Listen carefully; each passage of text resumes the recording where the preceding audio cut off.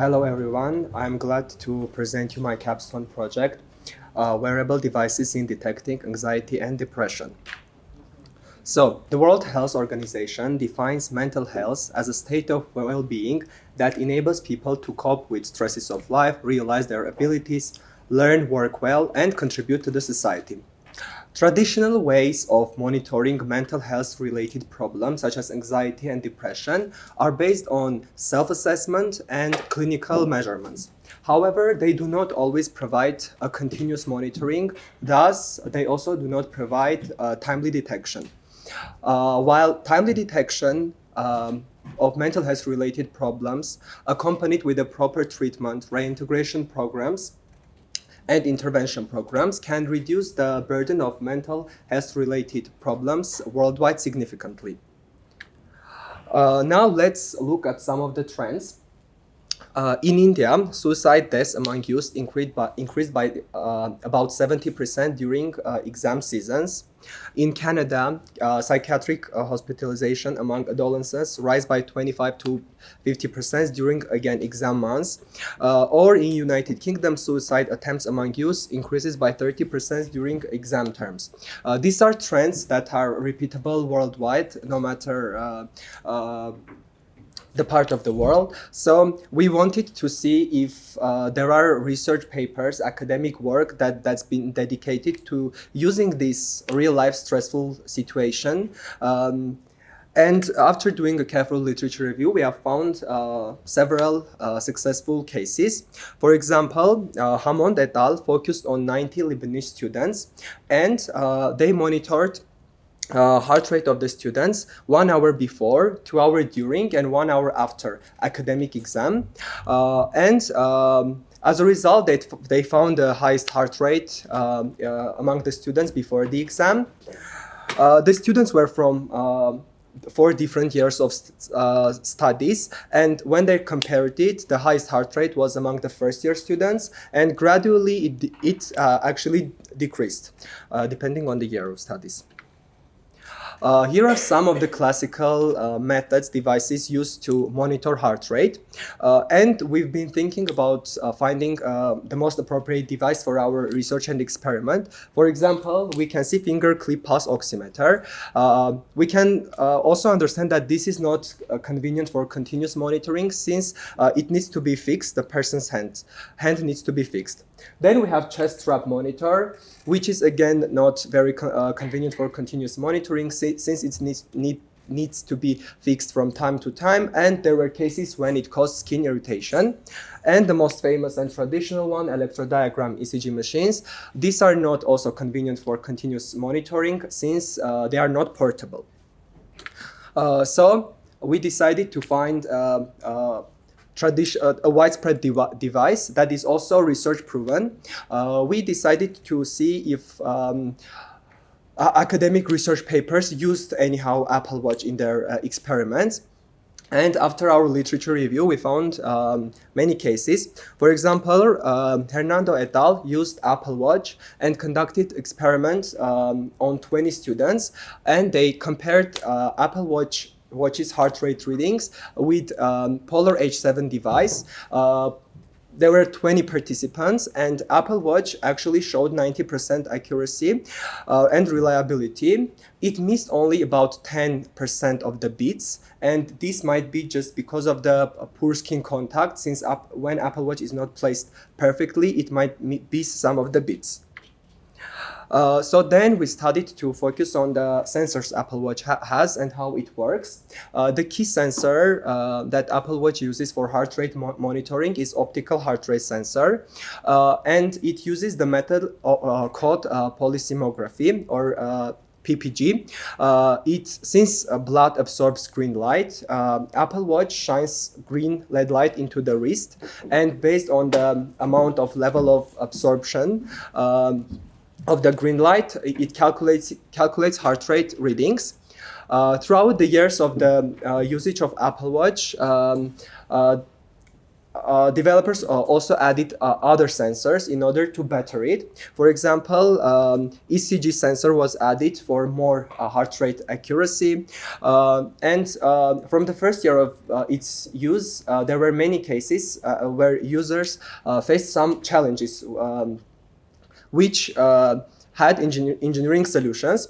For example, when people used Apple Watch in physical activities or motions, it failed to accurately measure heart rate. For that, they added 6-axis motion sensor, and it solved the issue. Another engineering challenge that was also used was because of the skin tone color of the user. When the skin tone was much darker, so the Apple Watch failed to shine the green LED light appropriately, and failed to calculate the level of absorptions. For that, they started to play with the brightness of the green light, and it also solved the issue. So Apple Watch is a complex combination of sensors that altogether provide the successful measurements. So my research aim is to assess the ability of Apple Watch to detect stress-induced changes in heart rate and compare Apple Watch readings with known stress condition.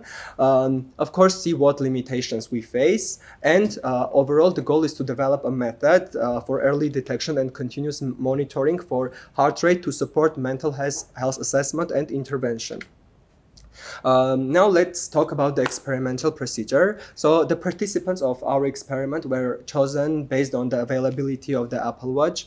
Of course, experiment was voluntary, and participants knew that at any point they could reject to continue. We had 6 participants, among which we had 5 female and 1 male participant. And they took their academic exams at AUA, while the Apple Watch monitored their heart rate. We had 19 successful cases of the monitoring. Of course, there were also some other that we needed to dismiss.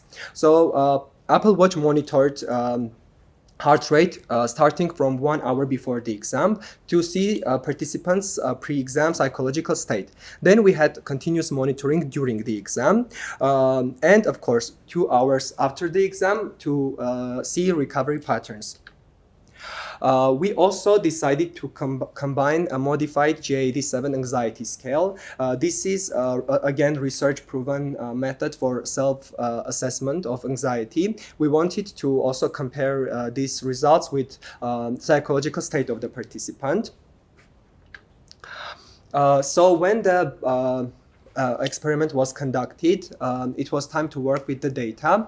So Apple Watch stores its data in an XML format, which is not human readable. So for that, we developed a code that could that had a couple of functions, and basically the first function enters the data, extracts only heart-related data, since Apple Watch also has many data which is not relevant to our experiment. Then saves it into a CSV format.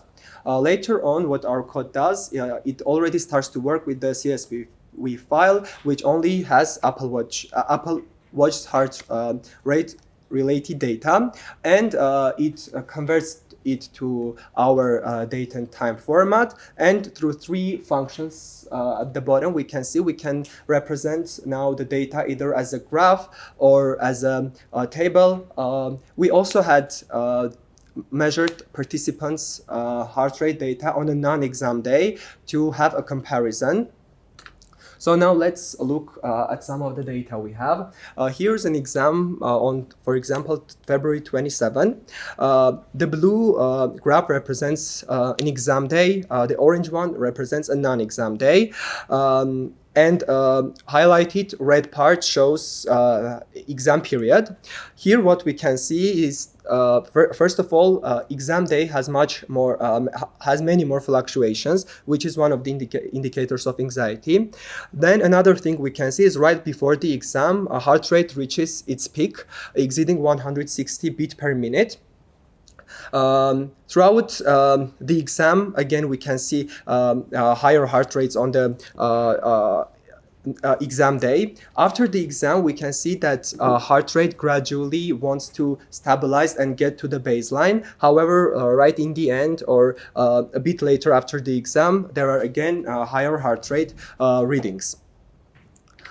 This is another example with a shorter exam. What we can see here is that during the first period of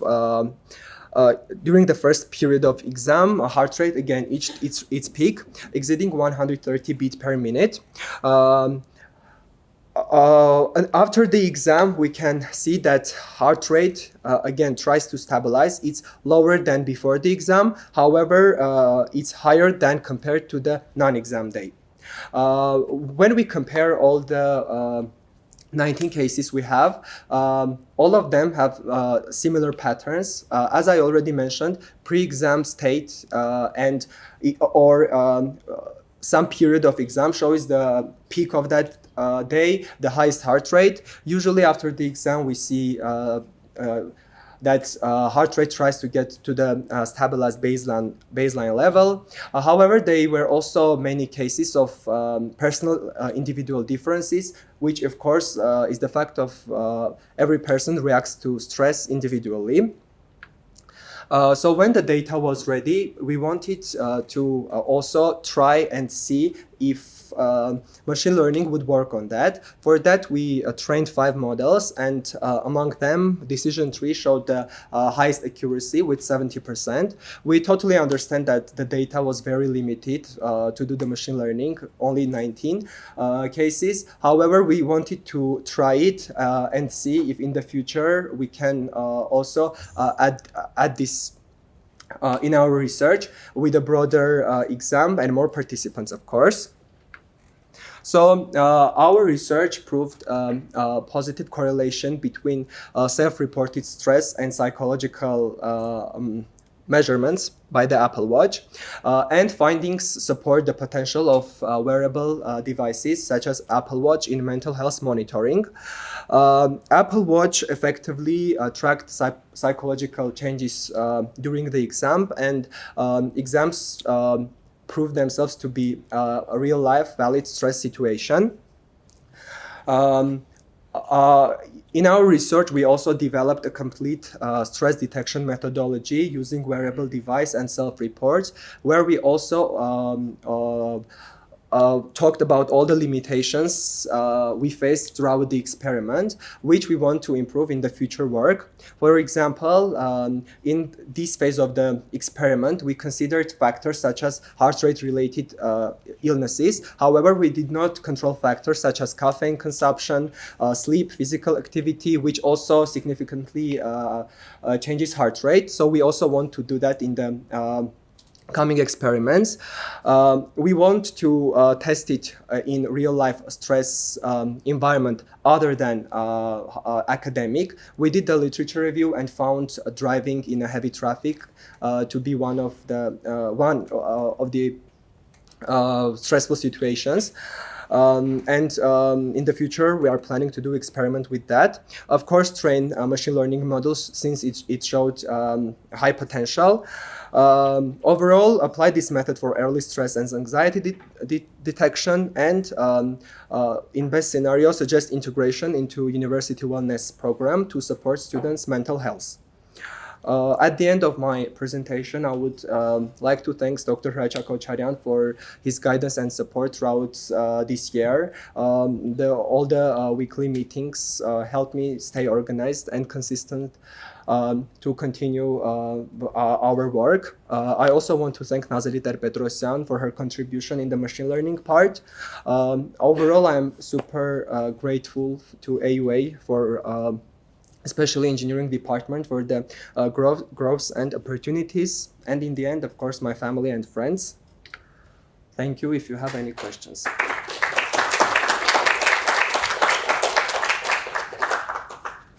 So I'm not sure if it's more of a comment or more of a question, but your future work or your list at the end, this control for factors. So the first thing I thought of, and I think I mentioned this to you even at the poster session, right? So maybe it's repetitious for you, apologies.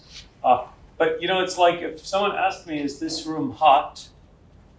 I look over there, or I know I feel too cold or too warm. I look over there, I see a thermometer, which measures heat, thermal temperature, right? There is no, to my knowledge, a stressometer where I can like measure stress. As a proxy or as an indicator, you're choosing heartbeat, rate, heartbeat rate. Okay, heart rate.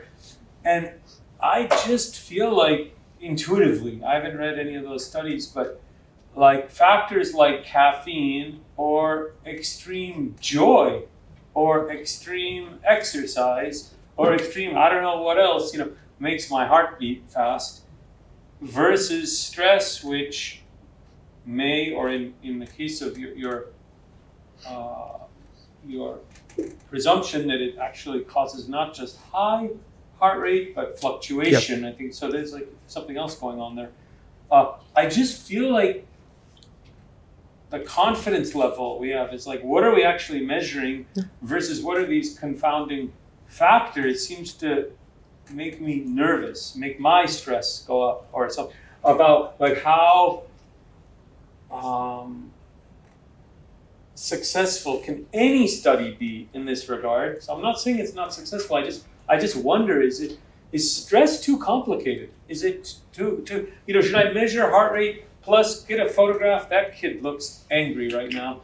Let's remove he's having fun, or let's remove the exercise, and okay, so he's not doing exercise. I guess what's left is, okay, he must be stressful. In other words, have you thought about that, or is the literature saying, hey, Professor Hodgson, your intuition's not so good, don't worry, this actually is a pretty good measure of stress? Of course, I totally understand the question.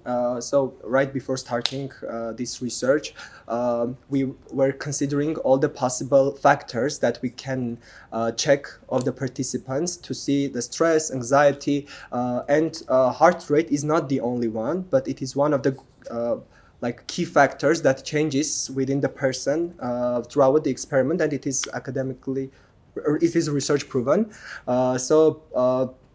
But we also understand that heart rate is something that gets affected not only by stress. That's why in our methodology that I suggested at the results in my capstone project, I also wrote all the limitation we face. And since we have the control environment, so exam, combined with the questionnaire, so we also use self-assessment, right? So people answer to question, and based on the score they get, the higher score they get on the self-assessment, the higher stress they have. So when we compare it, in all cases, so higher self-reported score positively correlated with higher heart rate that we saw. Opposite, higher self-assessment should result in lower stress? No, the anxiety scale that we have, the higher number you get, the higher stress you have. That self-assessment is on anxiety. Yes. So participants did it during the 1 hour before part, and after the exam during 2 hours. So every participant for the one exam they did 2 assessments, and when we compare it, they positively correlated. This is a multidisciplinary work, what I would call truly multidisciplinary, because there's all sorts of sciences, and you need psychiatrists and so on to tell you what is a good indicator, what is not a good indicator. So I'm not going to concentrate on that. I want to concentrate on the engineering part and understand what part of this, what is the engineering in all of this. So a few people wore Apple Watches, went into exams, and then the data was collected from those Apple Watches. The heartbeat portion was isolated, graphed, and then what? So walk me through that. So up to this point, I want to concentrate on the engineering part. Where is the engineering sciences? So for the engineering part, we did a full research of the sensors and how it works. And other than that, as you already mentioned. But you didn't build it. Somebody built the sensor. So even if you hadn't done that research, You could have still pulled the data. Yeah. Correct? Well, yeah. So true. allow me to answer. Yeah. this So question. my question is, I want to understand the engineering part. Yeah, so the same comment was in one of the feedbacks from the committee, and a very similar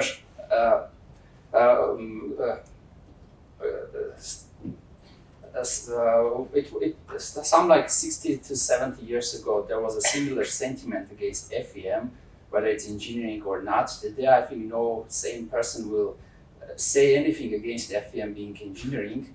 In the same exact fashion, today we have AI, ML stepping into engineering, not even stepping into, it's already inside engineering and sciences.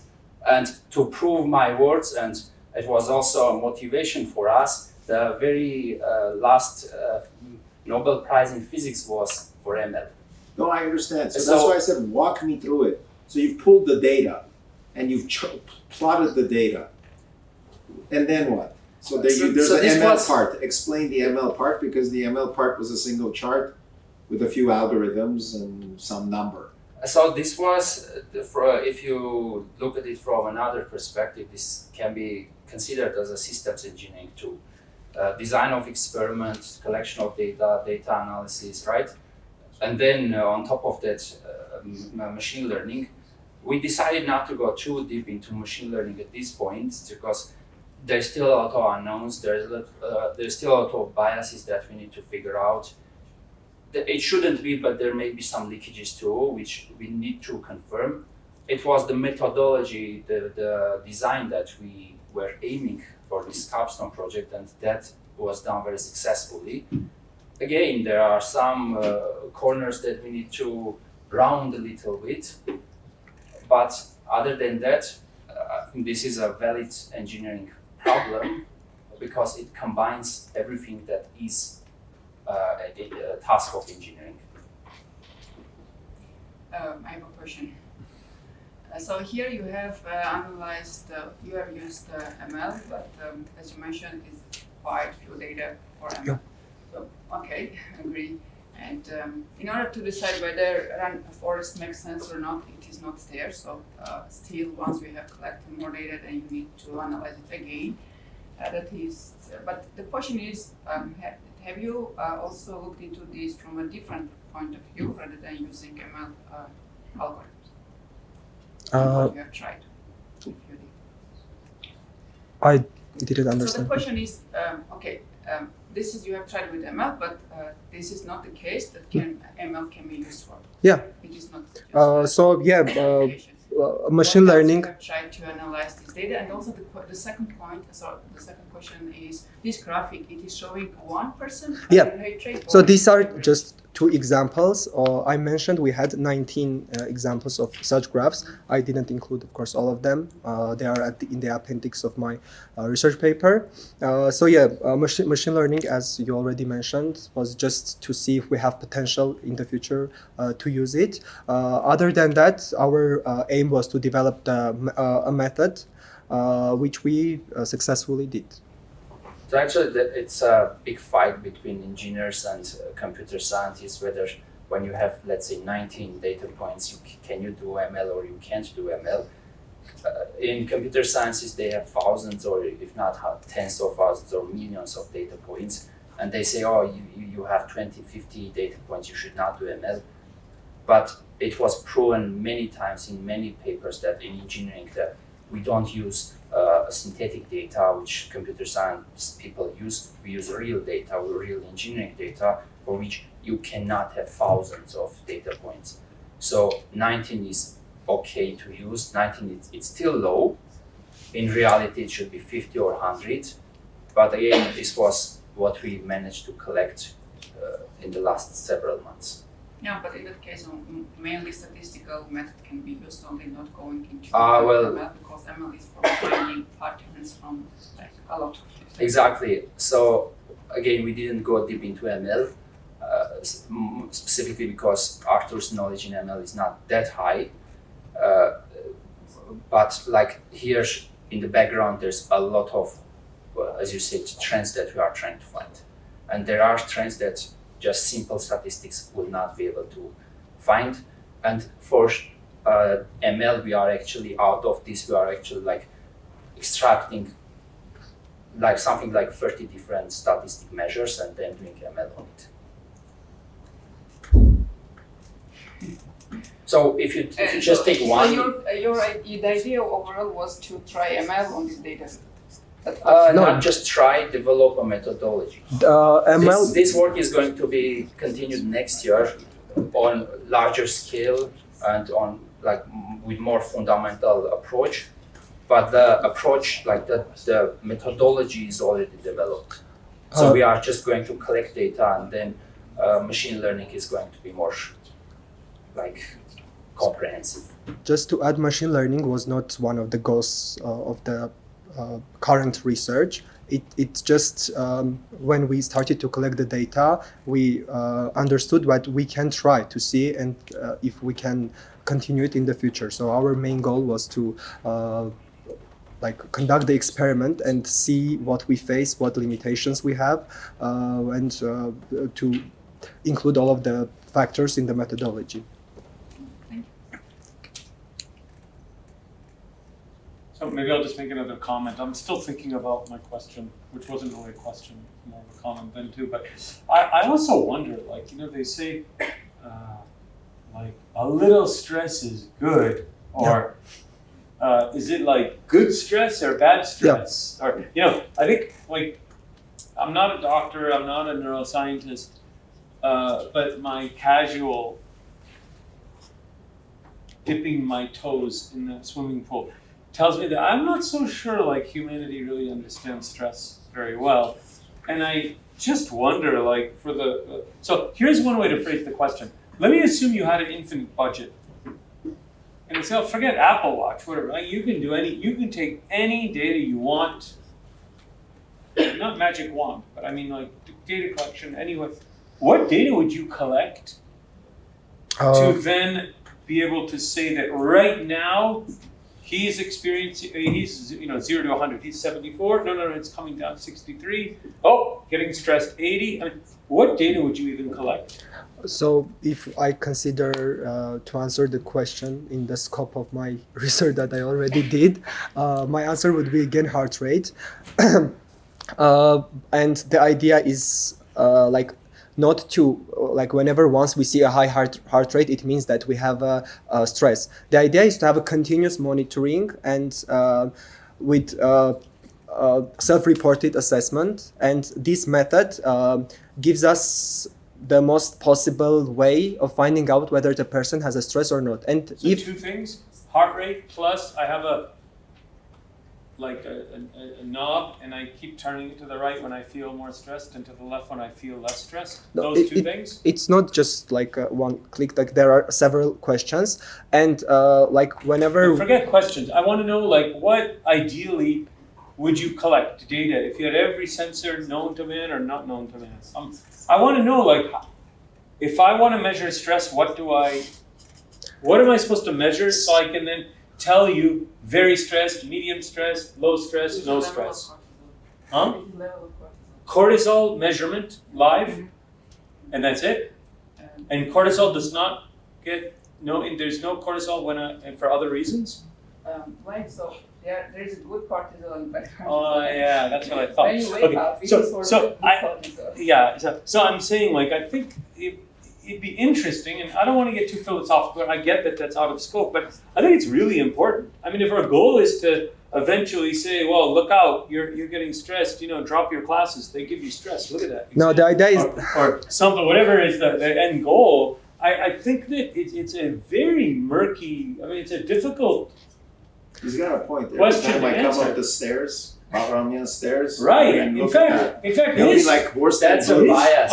every morning Oshin goes running. The one day he didn't go running, he came to do an exam. Man, that was good for your heart level, right? I mean, so I know you've indicated these complicating, confounding factors, but I think fundamentally there's some questions to ask. Like, if we ideally could, measure anything we wanted to, we take sweat level plus the look on his face, plus the heart rate, plus knowledge of good or bad things happening in life, plus...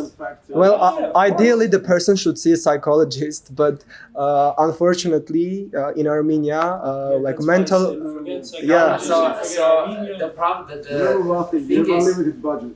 Yeah, I mean, I'm curious. I wouldn't even know what to measure, but I'm saying we read all. Many things would be different if we had unlimited budgets. The question here is how to do what we do with the lowest possible budget and the lowest possible amount of data.